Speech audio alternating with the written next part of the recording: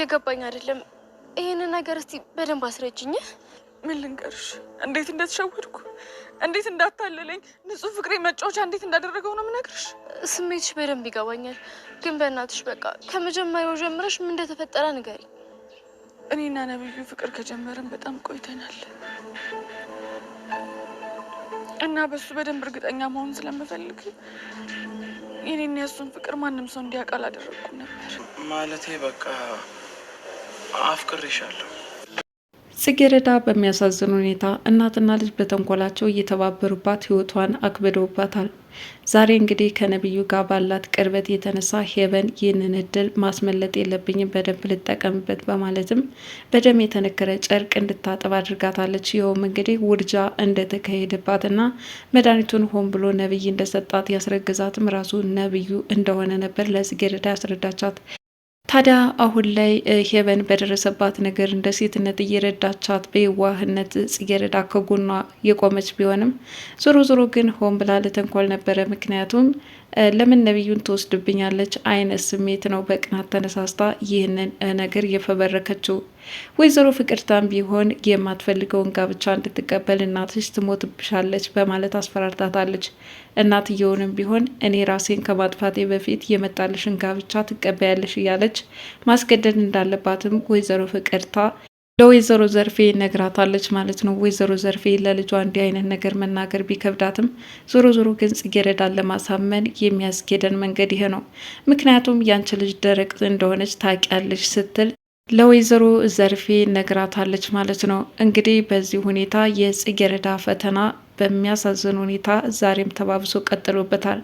ሰላም ጤና ይስጥልን የጽጌረዳ ድራማ ተከታታዮች እንደምናላችሁ በያላችሁበት በዓለም ዳርቻ ሰላማችሁ ይዛ እያልኩኝ ዛሬም በአዲስ ቪዲዮ ተከስተናል ማለት ነው። ምን አዲስ ነገር አለ? አብረን እንከታተላለን። ታሪካችን ከባለፈው ካቆምበት እንጀምራለን። ወይዘሮ ዘርፌ ልጃቸውን ጽጌረዳን ታገቢያለች ሲሉ 4 ነጥብ ፈርመውና ጽጌረዳ ጋብቻውን መቀበል እንዳለባት ከማስጠንቀቂያ ጋር ይሰጣታል። ጽጌረዳ በር ዘግታ ስታለቅስ ቆየች። እማዬ አይሆንም፣ እኔ እኮ ያንቺ ልጅ ነኝ፣ ትምህርቴን መማር ነው የምፈልገው፣ አሁን ስለ ጋብቻ የማስብበት ጊዜ ላይ አይደለሁም ብትላትም በጭራሽ እኔ ያልኩሽን ትሰሚያለሽ አዘዝኩ በማለትም በልጅቱ ላይ በሚያሳዝን ሁኔታ ትጭንባታለች ማለት ነው። በዚህን ሰዓት ጽጌረዳ መኝታ ክፍል ዘግታ እያለቀሰች ነው። ታዲያ ወይዘሮ ዘርፌ ወደ ወይዘሮ ፍቅርታ በመሄድም ቡና እያፈላች በነበረችበት ሁኔታ በጣም እድለኛ ነሽ፣ ከአንድ ሀብታም ሰው ጋር ልትጋቢ ነው አለቻት። ጽጌረዳ እንደዛ እያለቀሰች ስለሆነ በሀሳብ ጭልጥ ብላ ልጇን ነበር ስታስባት የነበረው። ምክንያቱም የማትፈልገውን ጋብቻ እንዲሁ በእሷ መብት ብቻ መጫኑ የእናትነት ትክክለኛ ውሳኔ እንዳልሆነ ታውቃለችና እናም እያናገርኩሽ የት ሄደሽ ነው ስትልም ወይዘሮ ፍቅርታ ወይዘሮ ዘርፌን ትነቅፋታለች። ወይዘሮ ዘርፌም አዎ በሀሳብ ጭልጥ ብዬ ነበረ፣ በእርግጥ ነግራታለሁ፣ ነገር ግን በጋብቻው እንዳልተስማማች ነው አለቻት። ማትስማማ እየታወቀ ነው፣ ቢሆንም ግን ጽጌረዳን የምታሳመኝበት አንድ ሀሳብ አለኝ በማለትም እኔ ራሴን አጠፋለሁኝ ማታገቢ ከሆነ በማለት ማስፈራራት እንዳለባት ወይዘሮ ፍቅርታ ለዘርፌ ነገረቻት። ዘርፌ ይህንን ሀሳብ ስትሰማ በጣም ነበር ያዘነችው። አረ በስማ ማለች። አይ እኔ እኮ ራስሽን አጥፊ ማለት አይደለም፣ ነገር ግን ለጽጌረዳ ሁነኛ ማስፈራሪያ ሊሆንሽ የሚችለው ይህ ነው በማለትም ነገረቻት። ወይዘሮ ዘርፌም በጣም ተጨንቃለች። ሆኖም ወደ መኝታ ክፍል በመሄድ ጽጌረዳ እያለቀሰች ማገኘቻት። እናም ወይዘሮ ፍቅርታን ገና ለገና እናቷን መክራ የማይሆን ሀሳብ እንዳሳመነቻትም ገብቷታልና ወይዘሮ ፍቅርታ ምን ባደርግሽ ነው? እኔ እኮ የምፈልገው ትምህርት እንጂ ሌላ ነገር አይደለም።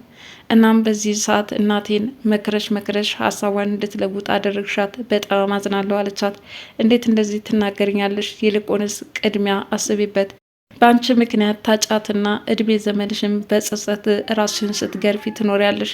እናትሽ ሞተች ማለት ሁሉ ነገርሽ ናት።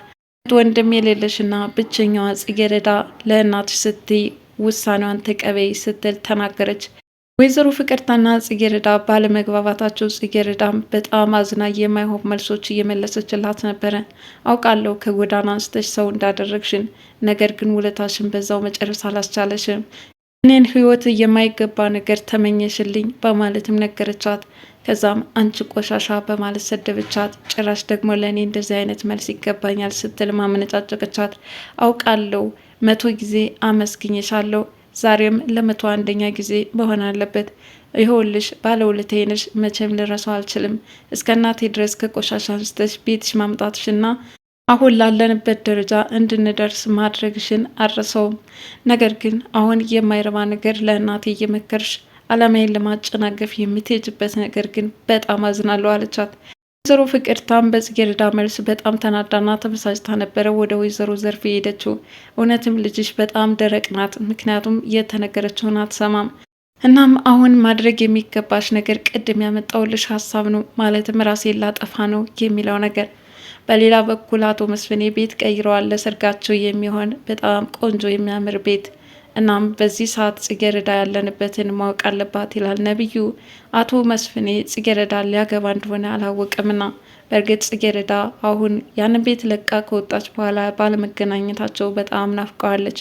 ታዲያ የጉዳዩ ባለቤት ማን ሆነና ጽጌረዳ ማወቅ አለባት ንገራት በተባለው መሰረት ነቢዩም ስልክ እየደወለ እንዲያገኛትና እንዳለባቸውም እየገለጸላት ነበረ። በሌላ በኩል ሄቨን መንገድ ላይ ያለች እንግዲህ ፔሬድ መጣ ትላለች።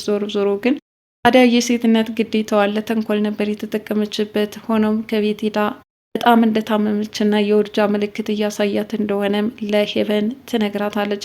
ሄቨን በጣም ነበር የደነገጠችው። ያ ከመሆኑ በፊት ይህንን አጋጣሚ ልጠቀምበት፣ እድል ከእጅ ካመለጠች የትም አትገኝም። ስለዚህ ጽጌረዳን የሆነ ነገር ማድረግ አለብኝ ስትል ማሰበች እና አልጋዋ ላይ ተኝታ ቶቿ በደም እንደተነከሩ ማሳየቻት። ምን እየተፈጠረ ነው በማለት ጽጌረዳ ደነገጠች። እየተፈጠረ ያለውማ በጣም ያሳዝናል፣ ልጅን እያጣሁት ነው። እናም ቶሎ ወደ ሆስፒታል ውሰጂ ስትል ጽጌረዳን ጠየቀቻት። ጽጌረዳ መጀመሪያ መታጠብ አለብሽ በማለት ከዚህ በፊት ያንቋሸሸቻትና የበደለቻትን ማስታወስ የማትፈልገውና ይልቁንስ አሁን የሰው ልጅ መረዳት በሚገባው ሰዓት መረዳት አለበት ብላ የምታምነው ምስኪኗ ጽጌረዳ የእሷን የተጨመላለቀ ልብስ አጥባ ወደ ውጭ ልታወጣ ስትል ከወይዘሮ ፍቅርታ ጋር ይገጣጠማሉ።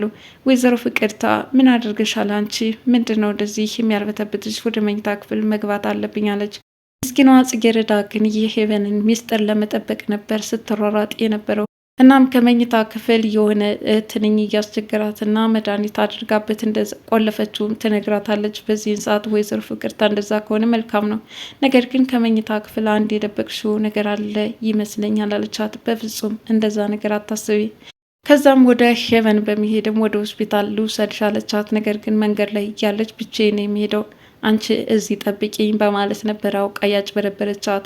ሆኖም ከሆስፒታል ደርሼ ተመለስኩ የምትለው ሄቨን ጽጌረዳ ግን እዛው ቁማ እየተጠባበቀቻት ነበረ። በዛን ሰዓት ከነቢዩ ጋር ይደዋወላሉ። ነቢዩም ደውሎ ጽጌረዳ ጠፍተው ስለሰነበተችና መገናኘት እንዳለባቸው በዛ መካከል የሚነግራት በጣም ብዙ ጉዳዮች እንዳሉ ይገልጽላታል። በስልክ ንገረኝ አለችው። በስልክ በጭራሽ መነገር የሌለበት ጉዳይ ነው፣ ስለዚህ መገናኘት አለብን ለሚገልጽላታል። አሁን ቤታችን በብዙ ነገር ብዙ ችግሮችም ተፈጥረዋል። ወደ እናንተ ቤት ለመምጣት አያስችለኝም፣ በጭራሽ አልችልም አለችው። እንግዳውስ ካልቻልሽ ዞሮ ግን እቤት ሂጅና አሁን ብሎ ተመልሰሽ ወደ እኔ መምጣት አለብሽ፣ ዛሬውን የምነግርሻለኝ እያለ ነቢዩ መገናኘት እንዳለባቸው እሷን እያወራት ነበረ።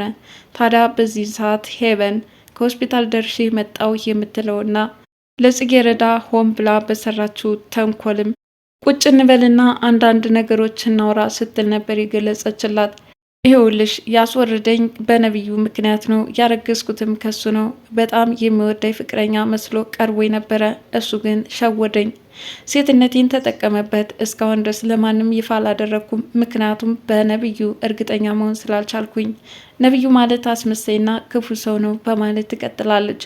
በዚህን ሰዓት ሄቨን ከነቢዩ ጋር የፍቅር ግንኙነት አላቸው እንዴ በሚል ግርምታ እስኪ ንገሪኝ እያለች በነገሩ ተመስጣ ነበረ ስታዳምጣት የነበረው። የሄቨን ተንኮል እንጂ ነገሩ ከእውነት የራቀ ነው። ከዚህ በፊት በፍቅር እንዳጠመደችው እሷ እየተከታተለችው ታስቸግረው እንደነበር እንጂ ነቢዩ ለሄቨን ምንም አይነት ስሜት እንደሌለው በተደጋጋሚ በታዩ ትዕይንቶች እየተከታተልናቸው ናቸው። ለጽጌረዳ የነገረቻት ነገር ግን በጣም እንቀራረብና እንጓደድ ነበር። አሁን ላይ ግን ነፍሰ ጡር መሆኔን ሲያውቅ እንደውም በመድኃኒቱ ጽንሱ እንዲወርድብኝ አደረገብኝ እያለች ትገኛለች። እናም ልጄን በሱ ምክንያት አጣው፣ በጣም ያሳዝናል ትላለች። በዚህ ሁኔታ እንግዲህ ጽጌረዳ አሁን ላይ የሷን ሚስጥር እየጠበቀችላትና ጉድ ሆንኩኝ፣ ከዚህ በኋላ እንደውም ጥሩ እህት ልሆንሽ ግድ ይለኛል፣ እስካሁን ድረስ በድዬሻለሁ እያለች በአስመሳይ ማንነቷ በመገለጽ ጽጌረዳን ሸውዳታለች ማለት ነው። ጽጌረዳ ዛሬ የምትጠቃበት አደገኛ ነገር ነው የተፈጠረባት። ምክንያቱም አስመሳይ ሰዎች በጣም መልካም ሰው በመምሰል ይቀርባሉ። በውስጧ ግን ጽጌረዳን ወደኋላ ለማስቀረት አሊያም ደግሞ ከነብዩ ጋር ያላትን ቅርበት ለማራራቅ ሆን ብላ የፈጠረችው ነው። ምክንያቱም ነብዩ እውነትም ሄቨንን አስረግዞ የከዳ ሰው ለእኔ ምን ያደርግልኛል? ከዚህ በኋላ ከነሱ ቤት ድርሻ አልልም በማለት ነብዩን እንድትርቀው ያደርጋታል ማለት ነው። ወይዘሮ ፍቅርታም እንደዛው በተንኮሏ በቃ ራሴን አጠፋልሻለሁ በያት እያለች ለልጇ ማስፈራሪያ ያጠመደችላት እጅግ አደገኛ የሆነ ወጥመድ ጽጌረዳን ከትምህርት አስቀርቶ እውነት ለማትፈልገው ሰው ትዳር ይሆን? በቀጣይ ክፍል አብረን እንመለከታለን። ለዛሬ ያቀረብኩላችሁ ጽጌረዳ ድራማ ይህንን ይመስል ነበር። መልካም ጊዜ። ባይ ባይ።